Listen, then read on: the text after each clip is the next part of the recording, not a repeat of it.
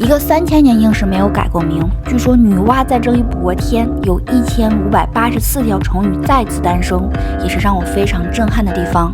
终于到了，河北邯郸。下了车就想随便吃点，胃就被这2碗面一碟小菜所拿捏。我家人都喜欢的豆角子，这豆角太神奇了，外面芝麻酱香香的，苦苦的有一点，里边的豆角竟然是甜的，还很嫩。10块钱这些排骨。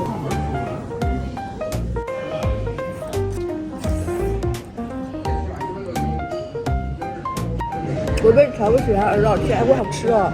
这是我们这儿的老年食堂。吃饱喝足，直奔我心目中的目的地蛙皇宫。到说像好漂亮啊！到我皇宫了哟！哇哦，这去个皇宫要拼命啊！这跟我想象中的不一样啊！它屹立在悬崖峭壁之上，气势非凡。想着离着神仙更近一些，就坐个缆车上天看看。小小蛙皇宫，拿你！那为啥要坐索道啊？其实也可以选择乘坐打工的3太子。秋天的山是真的美，哇，美如画！我们是认认真真的从缆车上面爬到这里来的，很远的，距缆车大概有300米，长得真好看。经过我们不断的努力攀登，终于到了中国最大的一个纪念女娲娘娘的庙，在上面，女娲庙，我一点也不累，我身轻如燕，哇，一点也不高，小 kiss。蛙皇宫是我国最大最早的女娲祭祀地，终于到了，被誉为华夏祖庙，也是传说中女娲团土造人、炼石补天的地方。蛙皇阁作为主体建筑，高达23米，4层结构，飞檐翘角，十分壮丽。我特别开心的是，它上面的3个阁楼都是对游客开放的，这样在攀爬楼梯、穿梭阁楼的过程中，就仿佛能够触摸到岁月留下的痕迹。可以看殿庙后面了。比较神奇的是，它背倚悬崖，9条粗大的锁链将它与山体紧紧相连。当楼梯不稳晃动时，9根铁链即刻绷紧，稳住楼身，展现出了活楼吊庙的奇景。9个大锁，现在都挂满了这种红带了。晚上去赤水湾古镇游荡了一圈，夜景还是挺美的，建设的也很。我们现在要去追人家演员，要开始舞蹈表演了。好多的美男子在上面给朕跳舞啊！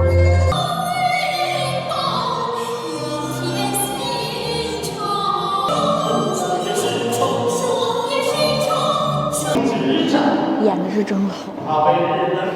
到歙县的小吃街了，这好像村儿也赶大集呀！哇，这个最原始的科技味。不错不错，真的是什么都有，天南海北都在此相聚，味道非常正宗。每到一个城市，我都会去趟本地的夜市。这家摊看起来本地人是超多的。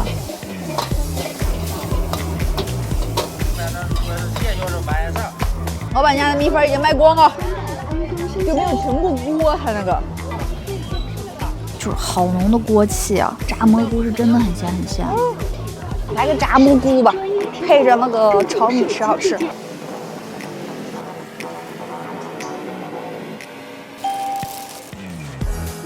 我现在鼻子也充斥了各种诱人的香味，我都不知道吃哪个好呢，只能恨自己的胃太小。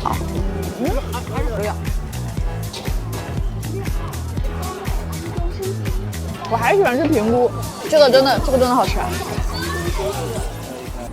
我到广府古城了。毛遂自荐后，赵王为了表彰他的勇气和才能，将这一带作为封地赐予了他。有着2600多岁的古城，并没有因为他的年龄而显得沉默不语。出于对古装剧知府衙门的好奇，我来到了广平署府啊。这儿的知府是4品官呢，很大，19个院子，160多间房，建筑是中轴对称的，正厅非常庄重肃穆，行圣旨啊、办大事儿、审大案都是在这儿。这面有个古代刑具展，绝对让人毛骨悚然。直接这就吊着一个人，这是老虎凳，这水熬就在这泡着，这是刽子手的凌迟刀。来都来了，好东西总得吃吃吧。广府酥鱼先炸后炖，至少5个小时。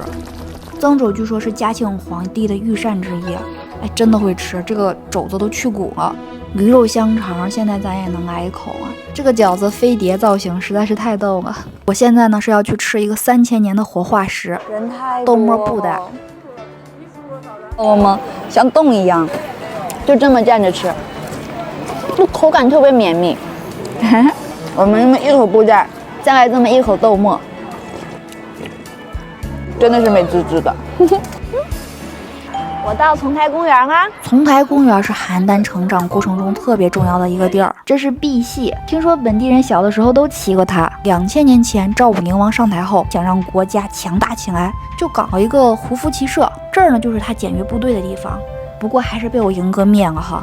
千古一帝的秦始皇也是出生在邯郸，这便是为了纪念他而建。午饭本地人带我去了一家开了20多年，网上却找不到任何信息的老式麻辣烫，老板每样都给我抓了一点儿，就盛了这么大一碗。这一口麻辣烫我真是惦记太久了，就是这种老味儿，特别像我小时候的味道。这是我一个没吃过的东西。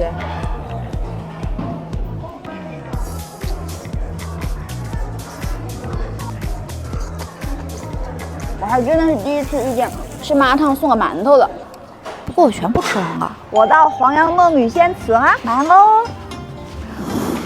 这是正殿。黄杨一梦的典故，想必大家都耳熟能详。可你知道它源自于邯郸吗？而这也就是北宋依据《枕中记》所叙述而修建的黄杨梦女仙祠。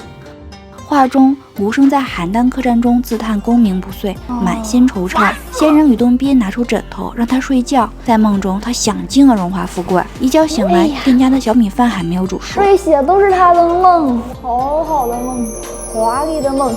结果梦醒了，啥都没了，一场空，然后就顿悟，踏上修仙之路。这块照壁据说是吕洞宾的真迹。蓬莱仙境是吕祖显灵自己写的，写的是蓬莱仙，但当写经的时候，因为他像乞丐一样嘛，然后人家就把他撵走。最后呢，是乾隆皇帝过来的时候给补上。慈禧行宫，原来慈禧还在邯郸待过呀。看看它里边都有什么东西。这是穿了个啥？这还挺喜庆的，慈禧真穿这身吗？黄杨梦是中国3大梦境之一，承载着世人对理想生活的那份向往。愿我们都能梦想成真，所愿皆所得。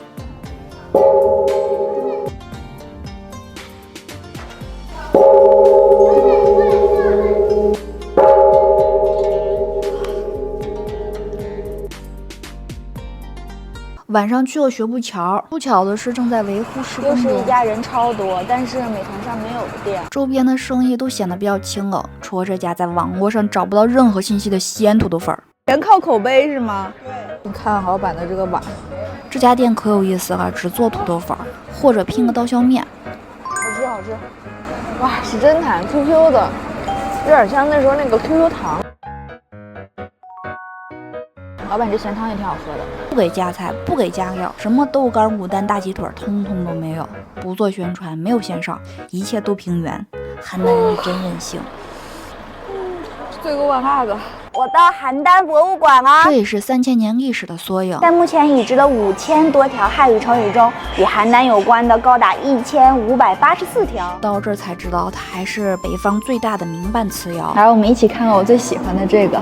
画风粗犷的龙，眼神中透露着无与伦比的智慧。镇馆之宝也是少不了，比马踏飞燕还早400年的青铜马。你看它的酒窝，不知道为什么看到它我也想笑。我和火出圈的邯郸微笑合影了。还遇到了这么一个老爷子，74岁，坚持在博物馆继续做志愿者。义务给大伙讲讲，看着好多来博物馆漏过那些好东西，我恨不得给拽回。最震撼人心的要数邯郸古代石刻艺术陈列馆。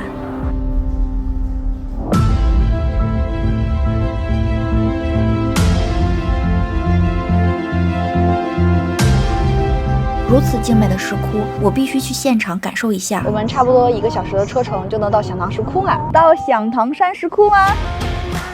现在修的已经很漂亮了，有种仙境的感觉了。第一站宋太，好漂亮的宋代8角9级楼阁式砖塔建筑。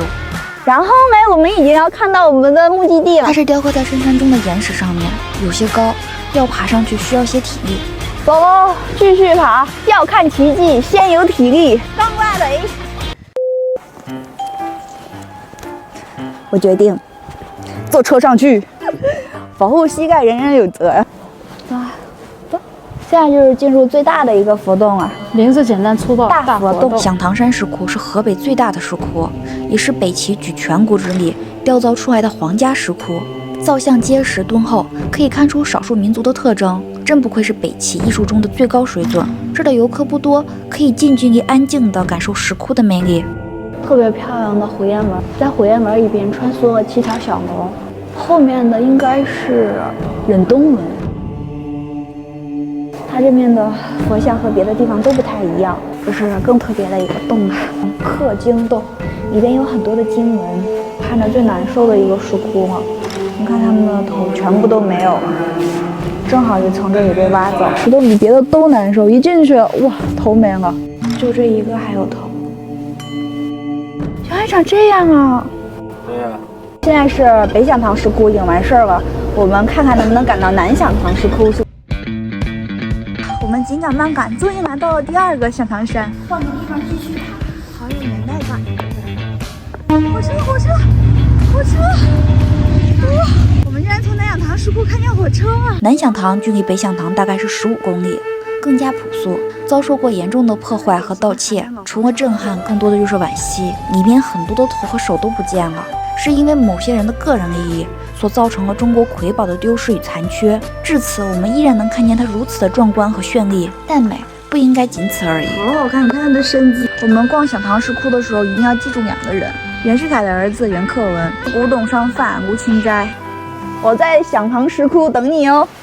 既然来到了这儿，当然要尝试一下本地的特色峰峰三下锅。这样给了4个大馒头，这是五花肉、肉丸子、酥肉、蒸皮炸、炸豆腐、炸土豆，再加上豆角，满满的一大锅。哇，这和辣椒和点醋，没治了。这凉拌豆腐丝，拌豆腐丝长成这样还挺出乎意料的，这个味儿是真的香，吃的也是真的撑。邯郸单于殷商，历经3000年风雨，从未改名换姓。它是活着的史书，等待着有缘人的到来，与它古老的灵魂对话。你好，邯郸。